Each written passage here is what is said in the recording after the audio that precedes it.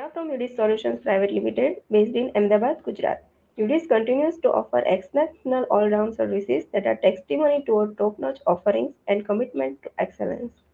Our deep expertise in mobile app development, game development, blockchain, AR, VR, and web development has helped us retain numerous clients for years. Let me first introduce myself. I am Manisha Makwana and I am the host for today's meetup. Before starting this meetup, I would like to introduce our speakers Jitendra Charan, Hitesh Dhabi, and Harsh Ketia, who all are game developers at UDIS. In today's meetup, we'll start by understanding the principal checks for choosing a payment gateway, which will be covered by Harsh Ketia. The overview of payment gateways and their works and benefits offered, which will be covered by Jitendra Charan. Hitesh Dhabi will help us to learn the creation of a native plugin in Android Studio and will also be showing how to create a PhonePe plugin in Android Studio and integrate that plugin with Unity. At last, the floor will be open for your questions and ideas. Now, I would like to invite my colleague Harsh Ketia, who will help us to understand core critical checks for choosing an appropriate payment gateway. Over to you, Harsh. Hello everyone, very good morning. Am I audible to all? Yes. Okay, Yes, so myself Harsh Getia. Uh, so let's start. Many of the clients have expectations with their developers, and every developer has to meet the expectations of his or her clients.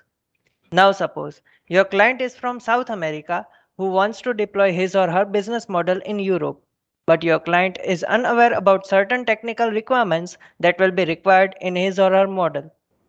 So, as an ideal approach, you would first summarize the whole business model and then guide for preferred technology. Also, if payment gateway is required, we would first note the client's requirements and expectations with the payment gateway provider. As we all know, small and large businesses are slowly moving to subscription models. So, what are subscription business models? Someone from the audience would like to answer this question?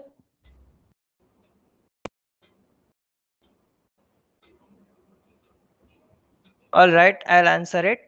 A subscription business model is a business model in which a customer will pay a recurring price at regular intervals for accessing its products. For example, Netflix, Hotstar, etc.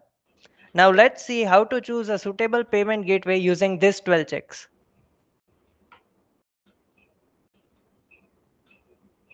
The first and foremost check is to choose a payment gateway which has support for countries and currencies for business. For example, consider a customer who is from America wants to purchase items from your app.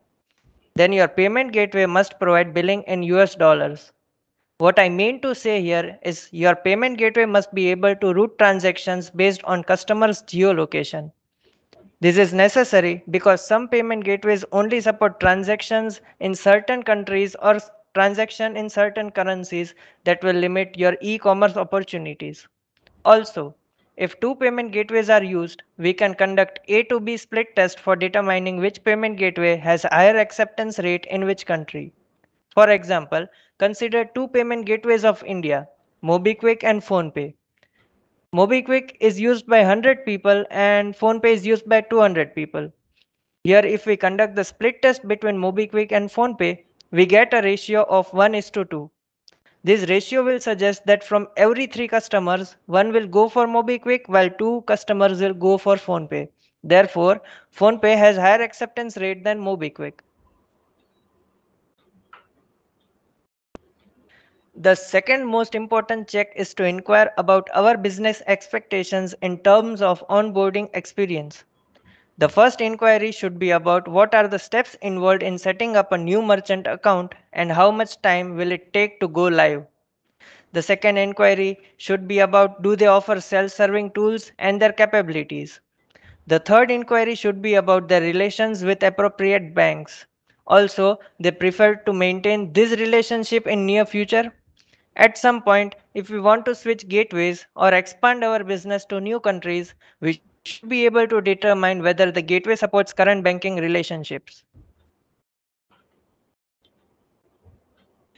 Thirdly, we must also check if the payment gateway provider must be reliable and reputable. For example, let's consider Google Pay and BillDesk.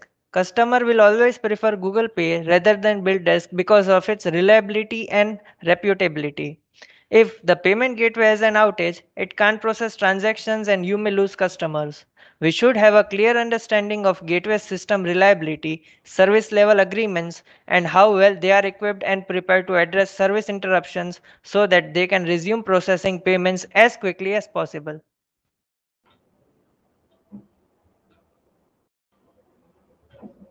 The fourth check must be the enforcement of service cost and additional fees, the terms of service, and other contractual requirements. Different payment gateways will have different fee structures, which can include monthly fees, fixed fees per transaction, variable fees based on the transaction amount, and extra fees for things like chargebacks, international payments, and currency conversions.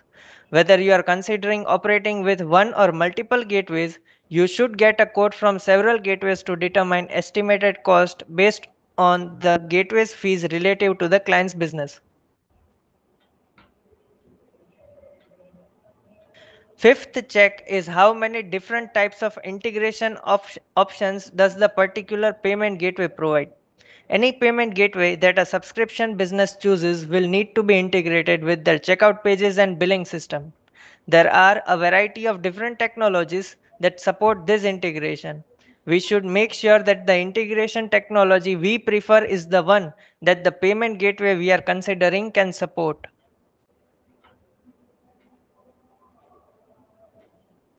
The sixth check is payment gateway support for new payment methods. As we all know, the world of payments is fast moving, particularly recently with new payment methods continually coming to the fore. When selecting a payment gateway, we should consider if the gateway supports all the payment methods we need.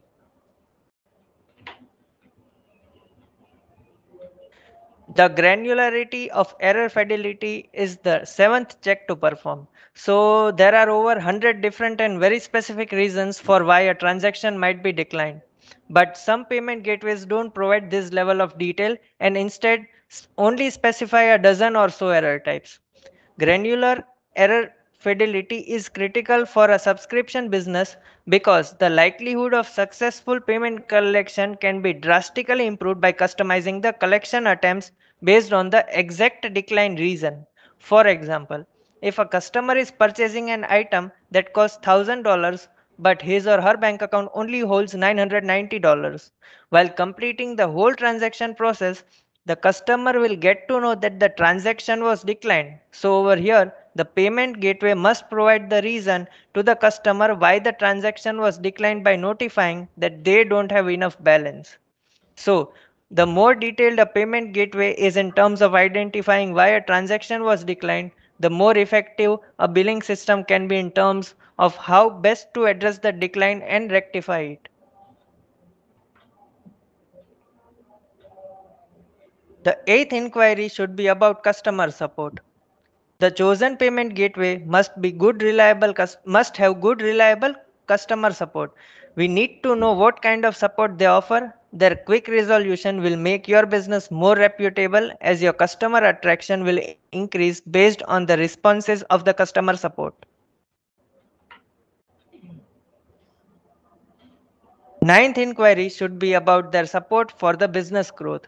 In addition to how a gateway responds to specific issues, it's helpful to know what other kinds of guidance they may offer in regards to things like expanding into new countries, accepting new types of payment methods, and other payment issues or opportunities of importance. These ventures can be important for a subscription business growth, and a gateway that can provide expertise and experience in these areas can be invaluable. Also, with growth will likely come increases to processing volume. If you expect huge increases in your volume, it's good to know how this might impact your fees and if the gateway offers different fee structures for higher volumes. Determining a business' future needs and growth potential provides an opportunity to consider if adding a second gateway would be beneficial. As mentioned, having multiple gateways gives the ability to route transaction based on geolocation, product lines and more. It also speeds financial reconciliation, lets optimize for retries and mitigates certain kinds of risks, ultimately providing potentially critical flexibility that will support business expansion. The 10th check should be about their expertise in fraud management. As we all know, fighting fraud is a constant challenge and requires a sophisticated, multi pronged approach, and a gateway should be our ally. We need to get some answers from the gateway, like what tools are provided to identify and prevent fraud. It can be any third party tool or an in house tool. Does the gateway provide benchmarks for the industry, company size, company type, etc., so as to get data that lets us gauge our own incidence of fraud against similar components to know if our fraud levels should be of concern? And the last question should be, how closely will they work with us to implement best practices for preventing fraud? Because the more assistance and expertise a gateway can provide, the more valuable their service will be to us. Advanced reporting and reconciliation becomes 11th check. Subscription businesses depend upon information from multiple sources, including external parties like payment gateways, banks, and credit card companies for revenue recognition and other financial reporting purposes. Understanding how this information is provided is critical. Some businesses will rely on reports from payment gateways, while others rely upon specialized internal staff who prepare reports using raw data from the gateway. Some key questions around reporting practices include: what reports does the gateway provide? Standard, optional, or custom? Are there additional fees or other considerations for creating or receiving non standard or custom reports? If we know we if we know we need more advanced reporting tools, we should ensure any gateway chosen can provide them, and at what cost. How are the reports accessed, via download or on demand? And how often may they be obtained? If reports are difficult to obtain, our reporting processes will be affected. Are there tools to search and find items, for example, duplicate or missing transactions? Straightforward methods for finding data improve the reconciliation process.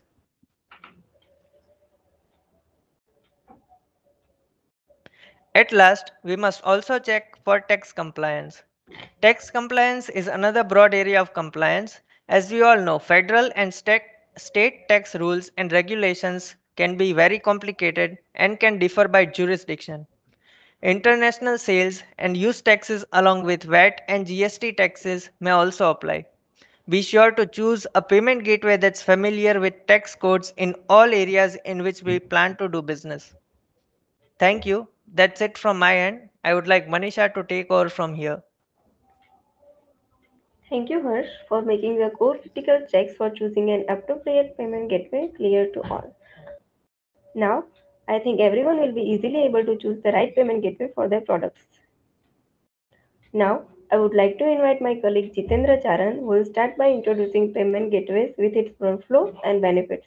Over to you, Jitendra. Hello, am I audible? Yes. Hello. Yes, you are audible. Thank you, Manisha. Hello, everyone. Very good morning. Myself, Jitendra Charan. Today, we will discuss how we can integrate payment gateway with Unity. So, before moving further, I would like to know if someone has ever tried or had any idea of payment gateways. They can share their experience with us.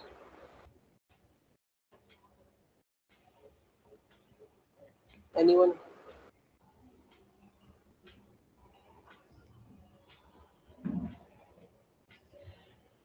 No, so nobody tried it. Okay. So, moving on. Let's start with the overview of the payment gateway.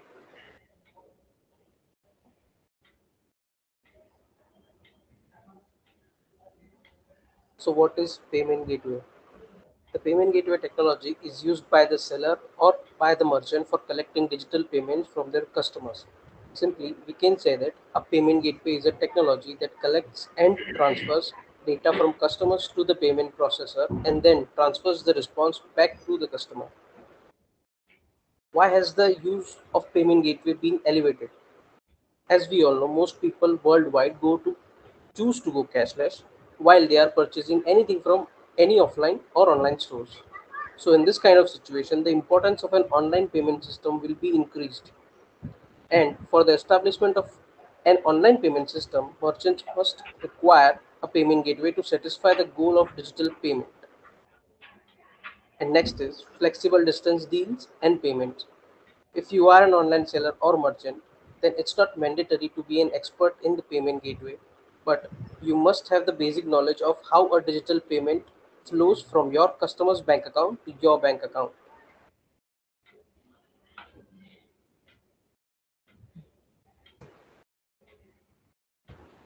Now let's understand how payment transfers from the customer's bank to the merchant's account.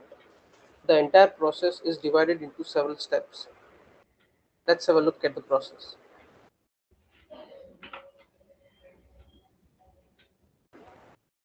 Let's assume you are a customer who is visiting a merchant store or website and selecting something to purchase. Now, you will land on the checkout page of the merchant store and choose the payment method. After selecting a payment method, let's say PhonePe, you will move to the payment page where you will add the payment details and the payment gateway encrypts the data and transfer it to the payment processor. Now, the payment processor confirms the payment and sends the proper response to you. If your bank approves the payment, then the amount will be credited to the merchant's account from your bank account and sends a successful response to you and the merchant. If your bank declines the payment, then it sends a failure response to you. After successful payment, the bank deposits the fund into the merchant's account as the final settlement.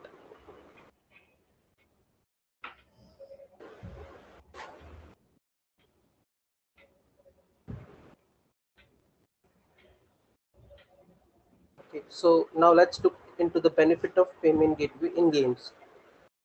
The foremost benefit I see is that it will provide different modes of payment like credit or debit card, UPI, wallet, net banking, etc.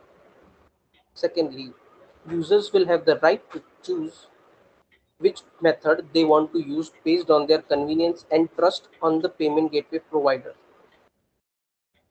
The most important factor due to which publisher integrate payment gateways is to avoid charges for in-app purchases in games. As we all know, the transaction fee for all the purchases in Google Pay is 30% of the price that the customers pay. In other words, developer gets 70% of the payment and the remaining 30% goes to the distribution partner as operating fees.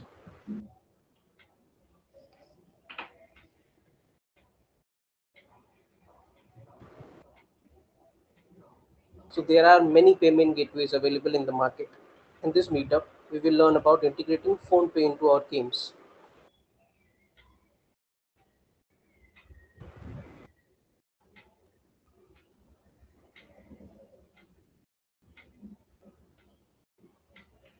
So who doesn't know about PhonePe, right?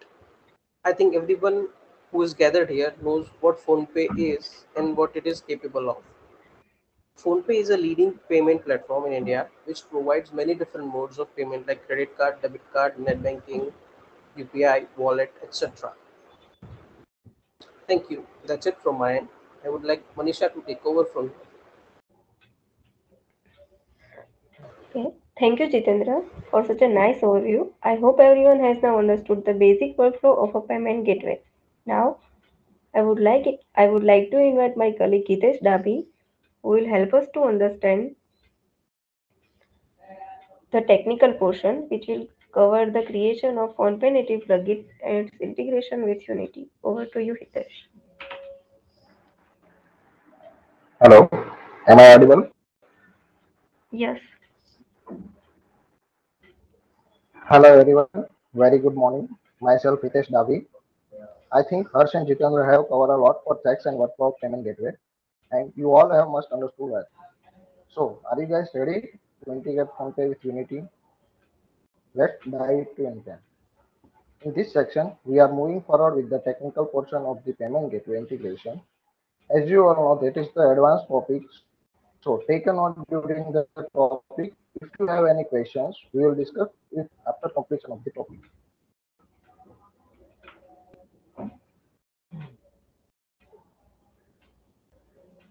For creating a native plugin, you must have Android Studio installed into your system. To avoid compatibility issue with the SDK, prefer installing the latest version of the Android Studio.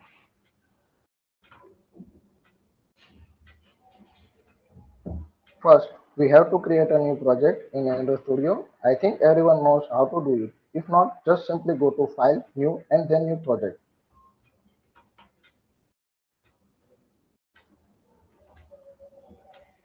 In the next step, you can give any desired name to the project and choose a location path to save your Android project.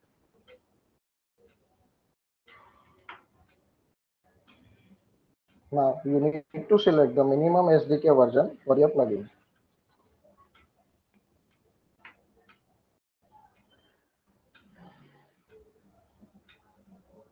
As we are creating a plugin that does not contain any front-end part, so we are creating a project without any activity layout.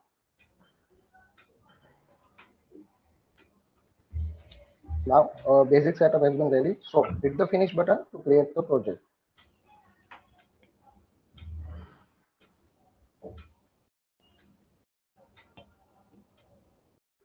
Now, we have to locate the build.gradle file under Gradle script.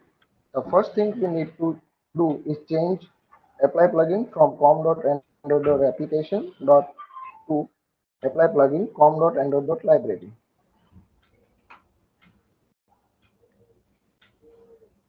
This will ensure that Android Studio created .arr Android archive file rather than a full Android application.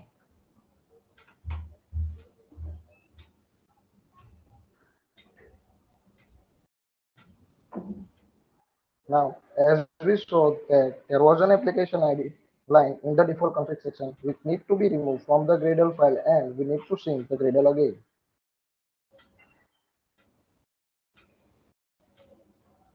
Here we have understood how we can create a native plugin in the Android Studio.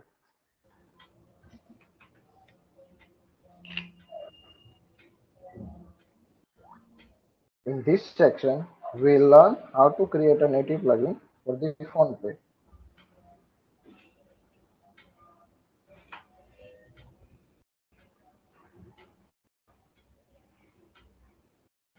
The first step is to configure the server which is used to initiate and validate the transaction. Save the below API, assign API endpoint value at your server for the debit request on the PhonePe.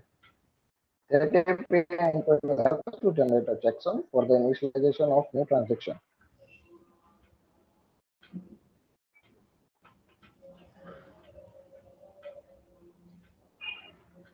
We need to create a base64 key for initiating a new transaction as well as for creating a checksum. We need to add some mandatory details for creating a base64 key. As we can see in the request body, there are merchant ID, transaction ID, amount, merchant user ID, user authentication token, merchant order ID, message, mobile number, email, short name, sub merchant, and payment scope. As you can see there, there are some fields which are mandatory and others are optional.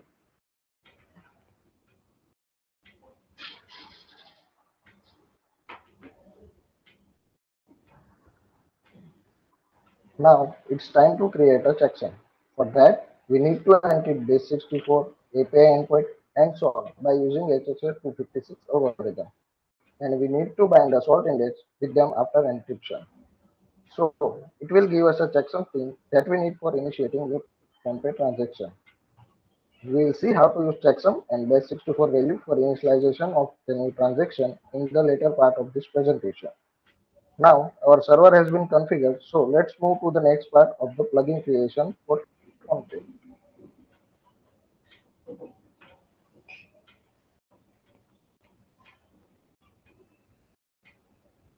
We need to add the URL of the PhonePe's intent SDK into our project level Gradle's repo section.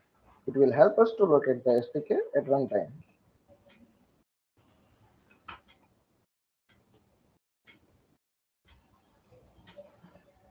We also need to add these two dependencies. The first one is the ForPay and the second one is for the Google Play service. And we need to provide an appropriate version in the dependencies so it will download that SDK with the specified version in our project.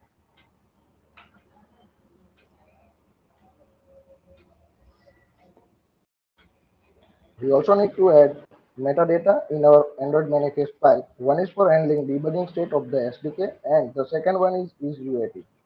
EaseUAT is used by the PhonePe to validate the transaction request whether it's production or test. So in the time of the development, it's true, but for the final release, we need to make it false.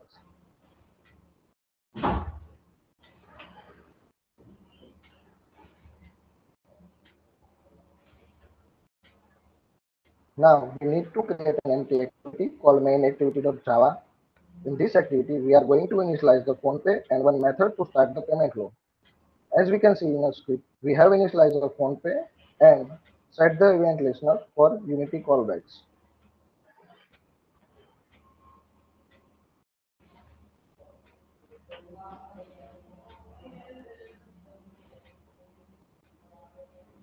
In the next step, we define the start payment method in our main activity for start the payment flow. The start payment method has four parameters, namely payload, checksum, endpoint, and callback URL. Payload is a basically base64 key that we have generated server side. We will also get the value of checksum and endpoint from the server side. We need a callback URL to receive a response from the payment request.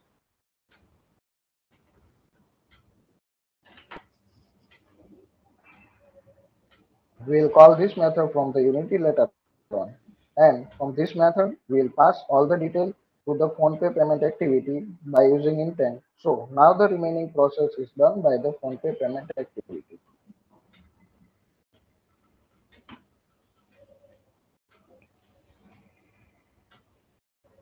So now we need to create a new empty activity called PhonePe payment activity that will help us to make payment requests and send the response back to the Unity from the native plugin. On create method of the PhonePe payment activity, we are going to get all the data from the intent that we have passed from our main activity. And based on that data, we are going to create transaction request for starting a new payment.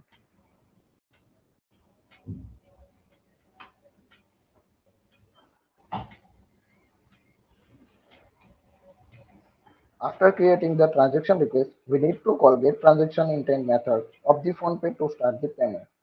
Here, we are using an intent SDK of the PhonePe, so it will create a new intent of the PhonePe activity.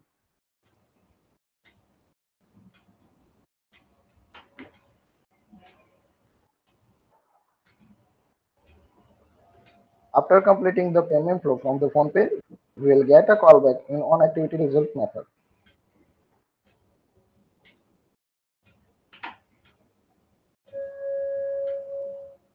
So in this method, we pass the control back to the Unity by calling on PhonePe payment flow completed method and finish the current activity.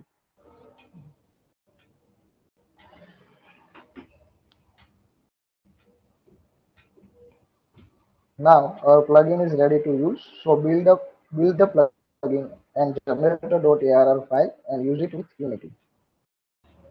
Now it's time to integrate the native plugin with our Unity project. For that, we need to set up few things in our project for getting the support of the PhonePe native plugin. So let's set up our project.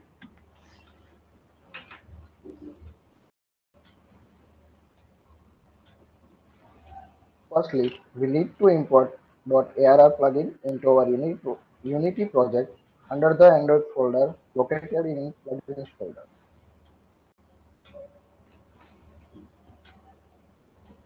Next step, we need to create a bridge between Unity and Android plugin. So for that, we need to create a new script file called PhonePe native helper.cs.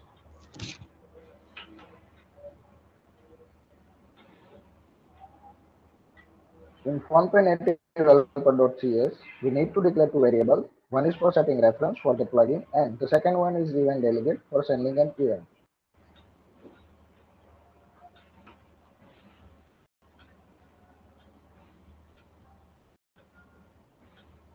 Now we need to initialize the PhonePe from our Unity project.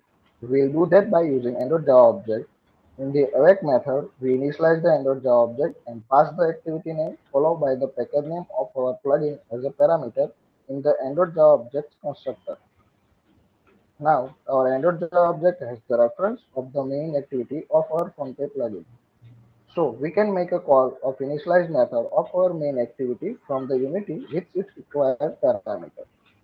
The call method will automatically find a method in the main activity that matches the given signature as a parameter.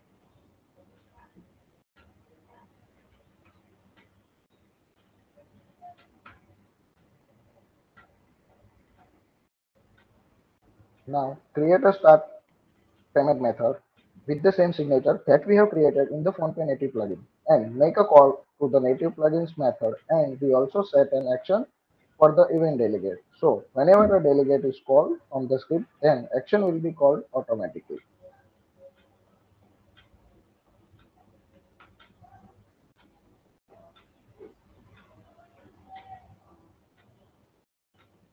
Now let's create a callback method on PhonePe payment flow completed that we had called from the native plugin to Unity. In this method, we just simply call an action delegate which automatically call all the action binding with this delegate.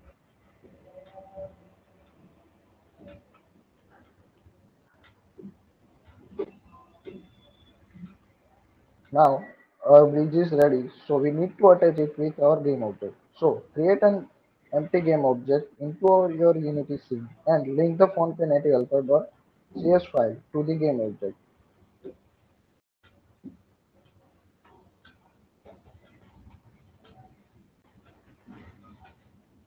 Now, for starting the payment with the PhonePe, we need base64, checksum, and API endpoint. So we need to fetch it from the server. So we need to call an API with the amount, and we will get all the values in the response as we configure our server before.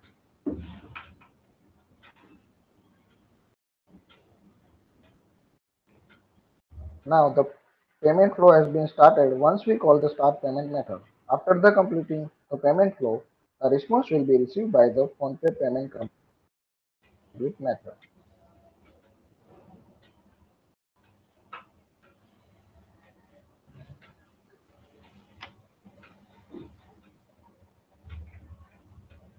In this method, we are validating the transaction with the server by sending the transaction ID in the API, and we will get the response of that transaction with the status.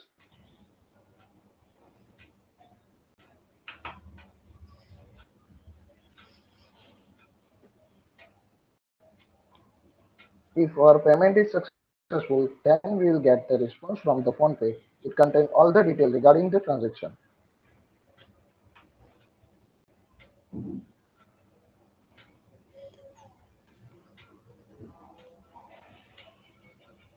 We have implemented the PhonePe in one of our projects called Rummy24. Now let's see the complete payment flow visually after integrating the PhonePe plugin with the Unity successfully.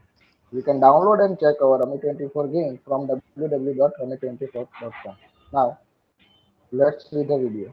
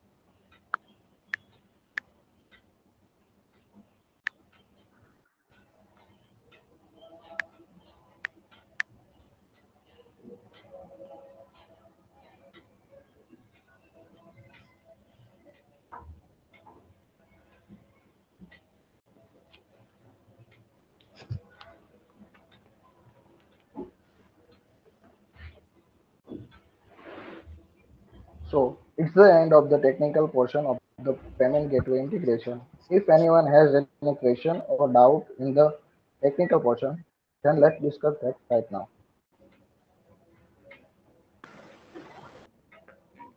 I have one question. Yes. So what is the minimum SDK version that is supported by PhonePe? Marshmallow is the support minimum version that is supported by the PhonePe.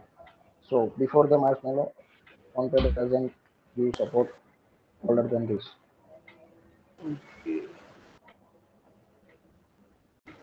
Anyone? Also, what is the benefits of using PhonePe over the other payment gateways? Like, why don't we use Paytm gateway, because it's also one of the largest India's payment gateway, right? Many people use Paytm. So, what are the benefits? Yeah. As we learn in this meetup, critical checks for the choosing payment gateway. It's based on your choice and your targeting audience. You can choose any payment gateway that's suitable to your business. Okay, so the process will be similar, right? Yeah. Okay. Thank you. Am I audible? Yeah, you are Yes, yes. audible. Yes. So, what are the procedure to make our game live with this PhonePe integration? For that, you have to apply for the merchant account and collect the test environment from the PhonePe team.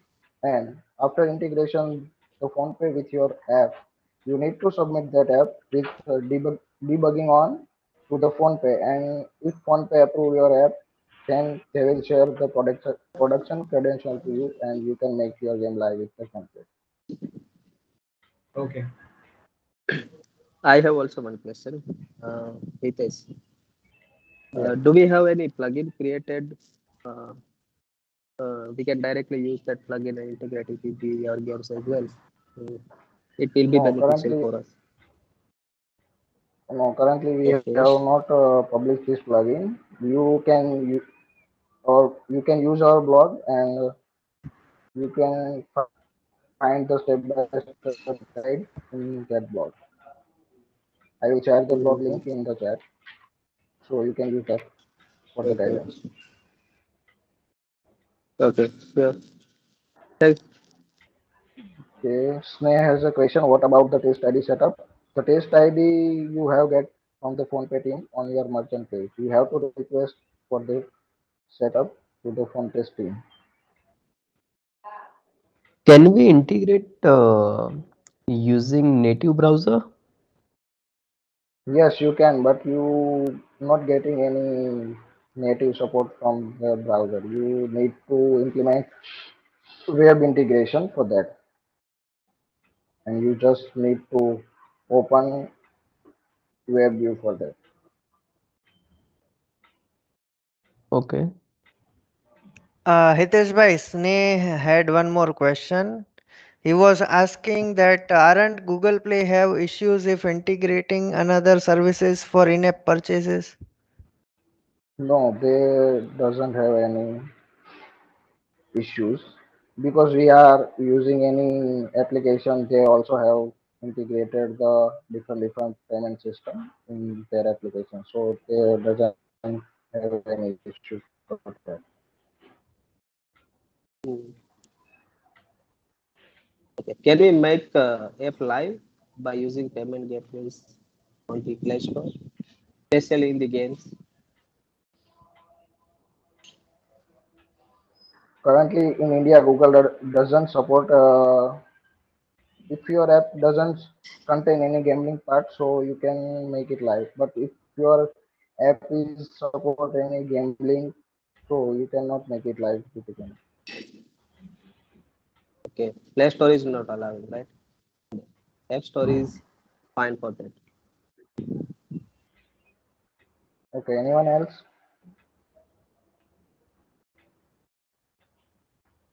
So that's it from my end. I hope you understand every step of the PhonePe integration. Thank you. I would like Manisha to take over from here. Thank you, Hitesh. I hope everyone has now understood the implementation of the PhonePe native plugin and its integration with Unity. Our team has worked on several payment gateways, which includes Amazon Pay, Freecharge, PhonePe, PayUmoney, CC Avenue, cash free, and Razor Pay.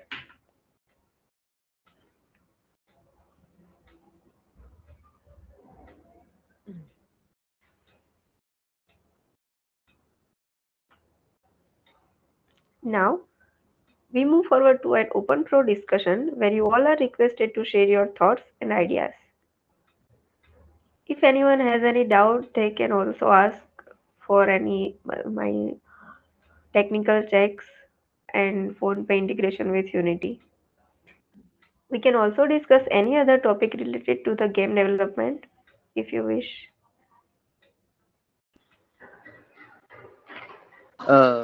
I have one suggestion for the future topic that we all would like to learn from your end if you have some work develop at your end kind of thing. Like you guys know that NFT is coming in the market, right? At the moment. So do we have any work done for the NFT with the gaming? Because I have also learned some blogs that you have published on the NFTs from the UDs. So I thought that you guys uh, have some good work on that as well. So if you are planning a next meetup, then I would like to suggest to demonstrate something on NFT with gaming as well, if you are working on that. Yes, we are working on that, Shesho. We'll try to do meetup on the same topic in future. Okay, thanks. Okay, we really appreciate your kind feedback. I request you all to scan this barcode if possible or visit the URL provided in the chat to give feedback. Finally, I would like to end this with a quote. Don't stop when you are tired, stop when you are done. Your generosity and thoughtfulness are very much appreciated. See you in the next meetup. Thank you, everyone.